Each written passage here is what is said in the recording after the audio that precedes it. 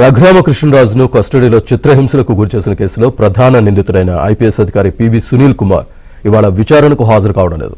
ఆ కేసులో గుంటూరులోని సీసీఎస్ పోలీస్ స్టేషన్లో ఈ నెల 4న విచారణకు హాజరు కావాలంటూ దర్యాప్తు అధికారి ప్రస్తుతం విజయనగరం ఎస్పీ ఏఆర్ దామోదర్ గత నెల 26న ఆయనకు నోటీసులు జారీ చేశారు. అయితే తన కుటుంబ సభ్యుల అనారోగ్య సమస్యల కారణంగా రాలేనని, వచ్చేందుకు తనకు 2 వారాల గడువు ఇవ్వాలని సునీల్ ఆయనకు సమాచారం ఇచ్చారు. సునీల్ను విచారించేందుకు ఎస్పీ దామోదర్ నిన్ననే గుంటూరుకు చేరుకున్నారు.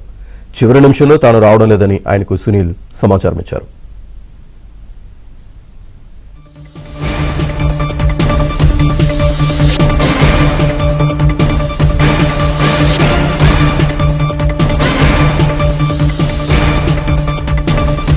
రఘురామకృష్ణరాజును కస్టడీలో చిత్రహింసలకు గురిచేసిన కేసులో ప్రధాన నిందితుడైన ఐపీఎస్ అధికారి పివి సునీల్ కుమార్ ఇవాళ విచారణకు హాజరు కావడం లేదు.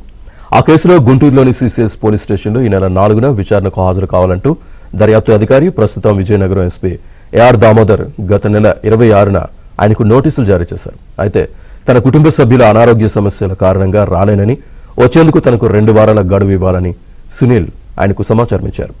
సునీల్ను విచారించేందుకు ఎస్పీ దామోదర్ నిన్ననే గుంటూరుకు చేరుకున్నారు.